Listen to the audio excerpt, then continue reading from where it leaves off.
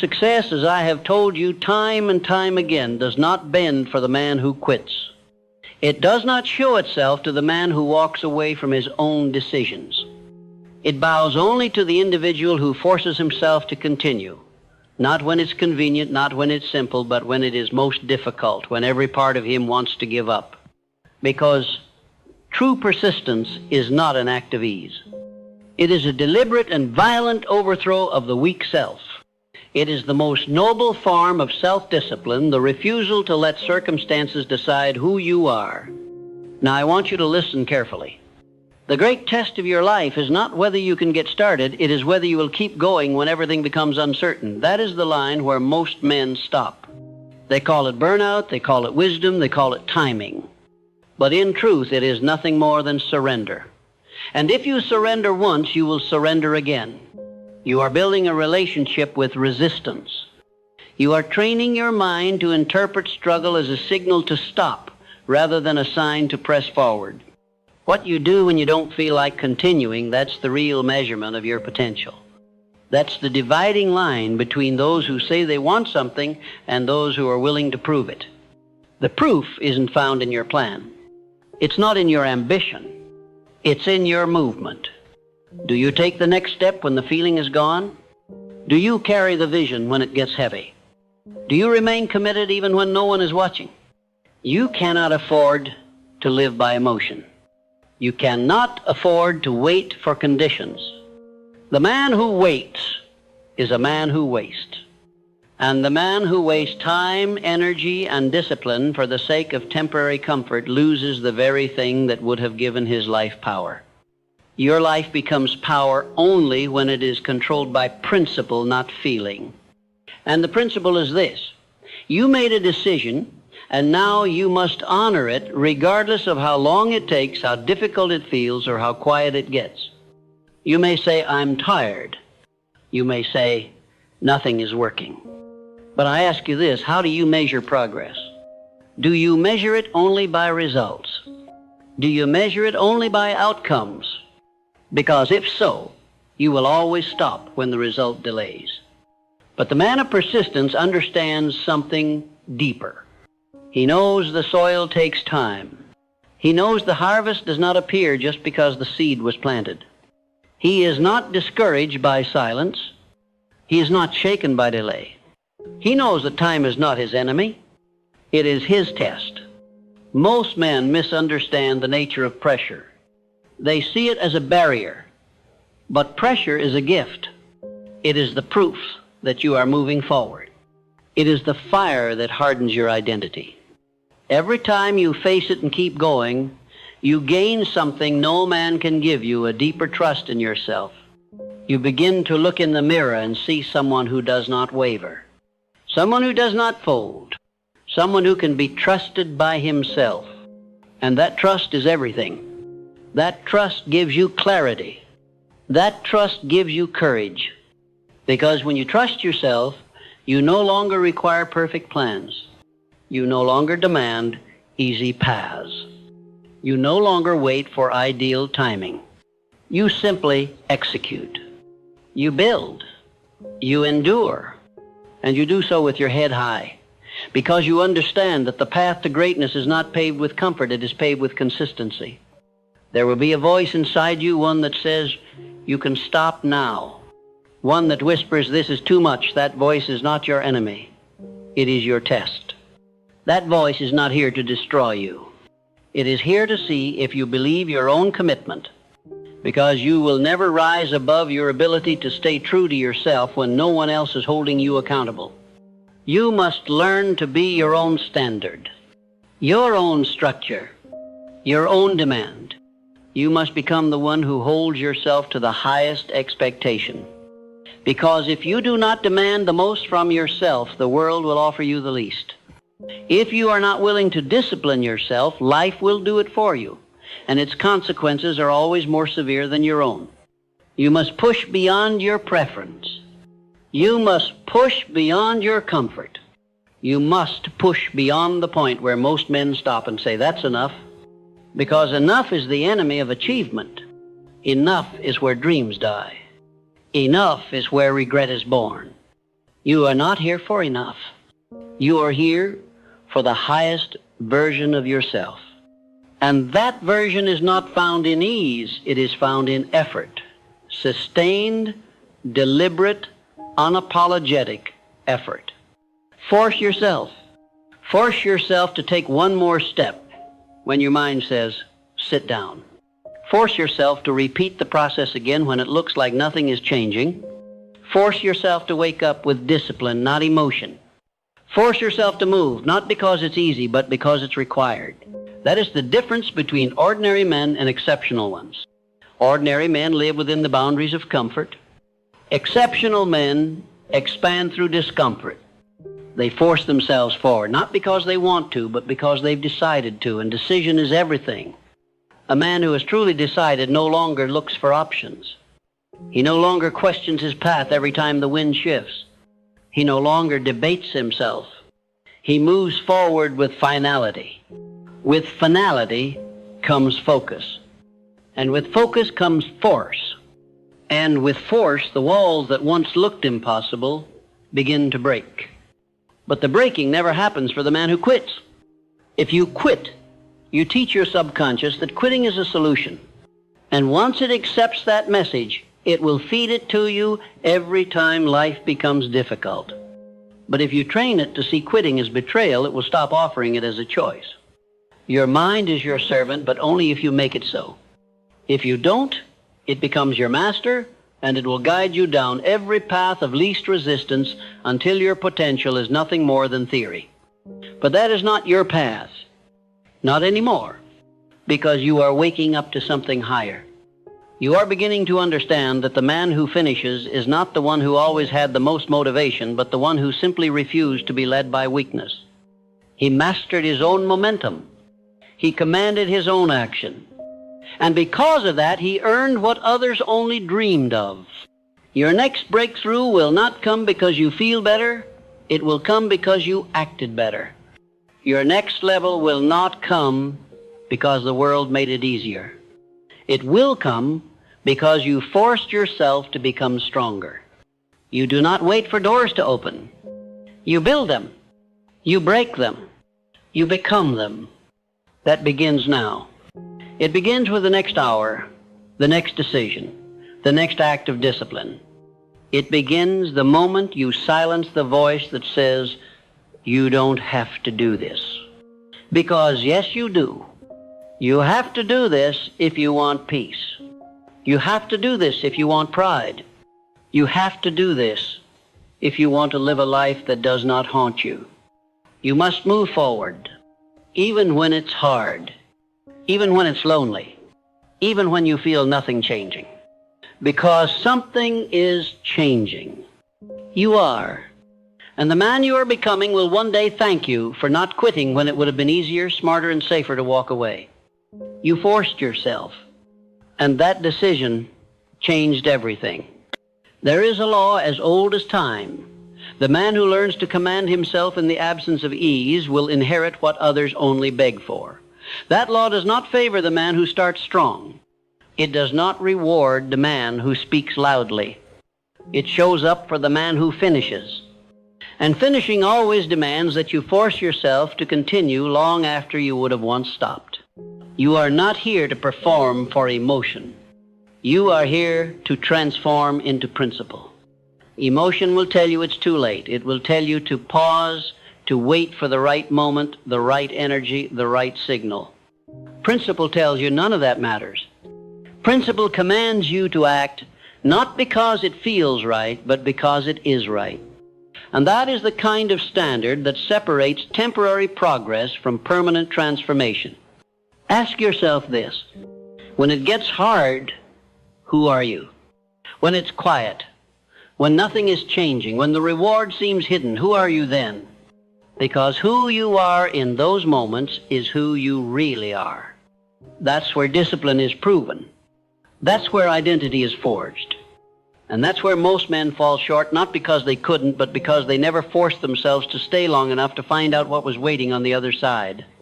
You must learn to override your comfort system. You must interrupt your instinct to slow down when the discomfort begins. because the old you, the weaker self, is programmed to escape challenge.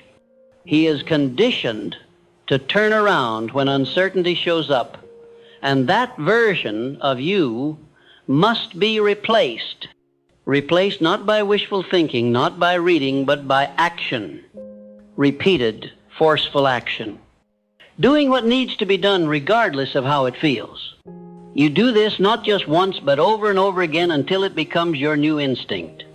That is how the identity is rewritten. You don't change who you are through thought. You change who you are through pattern, through consistency, through movement that defies impulse, through routines that replace excuses. And the only way to build those patterns is to move forward anyway, especially when you don't want to. Because here is what most never understand. Every excuse sounds reasonable when you're tired. Every justification sounds clever when your mind is fogged. And the only weapon you have in those moments is pre-decided discipline. You don't trust the voice of fatigue. You don't follow the logic of fear. You fall back on the decision you already made. I finish everything I start.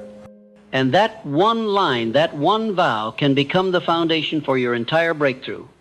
Most people never build that kind of vow. They make deals with their comfort. They allow their feelings to renegotiate their actions. They treat pressure like a reason to pause instead of an invitation to rise. But you must not do that anymore. You are finished with partial effort. You are done with emotional standards. You are now building from something higher, permanent principle. When you live from principle, you are no longer distracted by how long it's taking. You no longer check constantly for results. You simply show up. You simply execute. You simply move forward. And you do it with calm.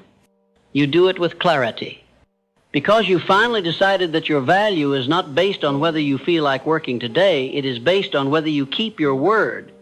And keeping your word to yourself is the beginning of real power.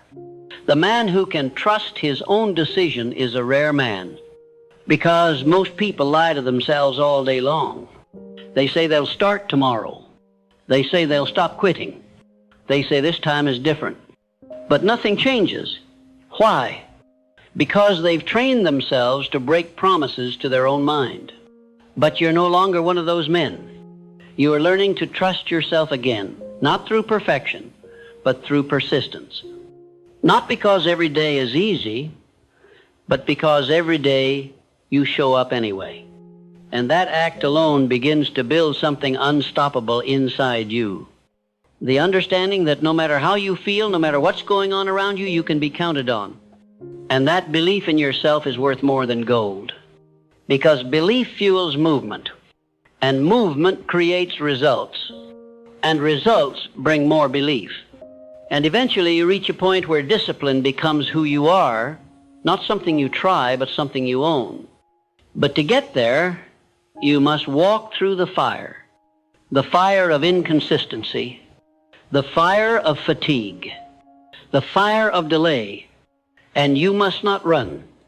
You must not flinch. You must not lower your standard just because it hurts. Because pain is not the enemy, pain is your teacher. The pain of forcing yourself is the pain of shedding the old self, of burning off the laziness, the inconsistency, the weakness. And yes, it is uncomfortable, but the reward is not found in comfort. It is found in mastery. And mastery always lies on the other side of pain.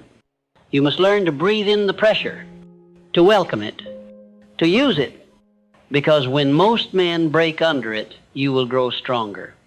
When others retreat, you will advance. And that mindset alone puts you in a category all your own, because the world is full of starters. It's full of dreamers.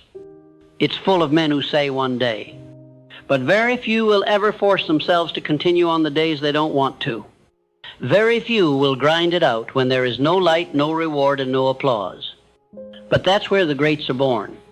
Not on the stage, not in the spotlight, in the quiet, in the early hours, in the tension, in the middle of fatigue, in the moment where giving up would feel justified, but continuing is chosen instead.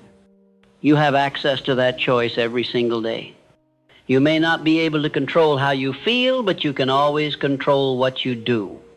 And if you control what you do long enough, you begin to control how you feel, because discipline begins to reshape your emotion. You start to associate effort with satisfaction. You start to associate difficulty with growth, and that psychological shift changes everything. Now, when struggle shows up, you don't collapse, you lean in. Now, when nothing seems to be happening, you don't panic, you produce. Now, when your mind says stop, you say back, we're not finished yet. And that moment, that reversal of weakness into strength, is when you become the kind of man who no longer has to force himself, because you've made perseverance natural. You've conditioned yourself to move forward, not out of motivation, but out of identity. And once it becomes your identity to never quit, the battle is already won. Because that man, the one who cannot be stopped, doesn't need cheering, doesn't need favorable conditions, doesn't need things to feel perfect. He is driven from the inside, pulled forward by his own commitment. And that force is more powerful than anything life can throw at him. So I ask you in the clearest terms, when will you decide that stopping is no longer an option? When will you become fully unavailable for quitting? When will you declare, in action, not in words, that you are the kind of man who continues no matter what? That decision doesn't come from inspiration. It comes from standard, from pain, from a quiet voice inside you that says, enough games, enough weakness, enough delay. I am the man who finishes, and I will prove it starting now. From that place, everything shifts. Because now, your time is no longer wasted debating.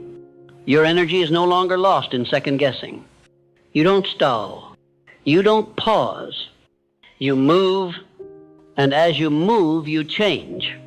You grow stronger. You grow clearer. You grow faster.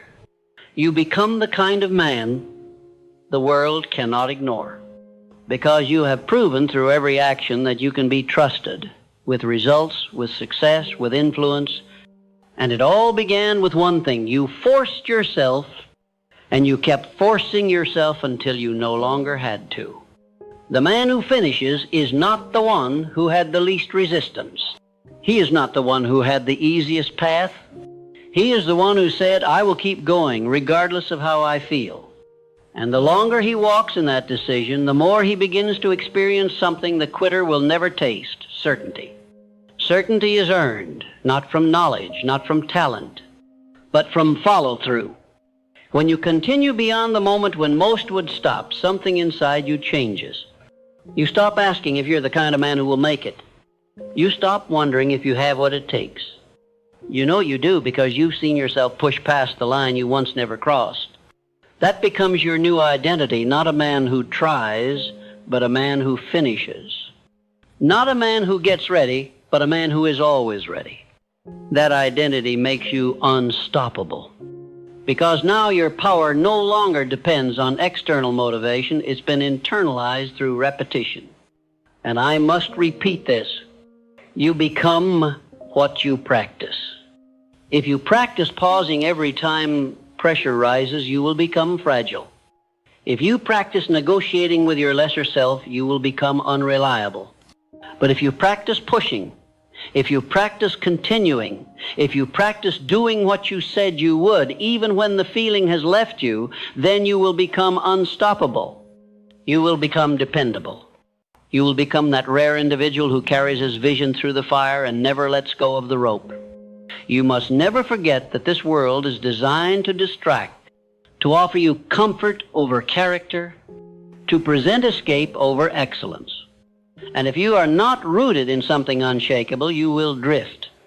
You will delay. You will justify. You will quit. So you must become your own anchor. You must become your own force.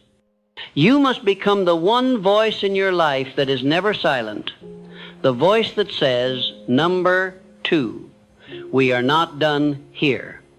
And what happens when you do? When you show up tired, when you show up discouraged, when you show up uncertain but you still show up, you develop a self-respect that no man can give you and no man can take away.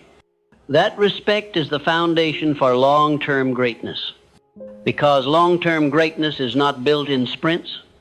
It is built in invisible hours, in repeated effort, in continuing to build even when no one is watching. The man who only moves for approval is the man who will stop when the applause dies. But the man who continues out of integrity, he outlasts them all. You must get used to being alone on the journey. Not because you are alone in value, but because you are alone in standard. You will do things others won't. You will repeat when others stop. You will push further when others settle. And in that solitude, something beautiful happens. Your purpose becomes clear. Your pace becomes yours. You no longer look side to side. You no longer compete. You dominate, not others, but your former self. That is the highest form of power, to know that yesterday's version of you could not match today's endurance. That today's version is further, stronger, more focused, and more durable. And if you can do that today, you can do it again tomorrow, and again, until the world begins to shape itself around your effort. Let me be absolutely direct with you. Success is not an accident.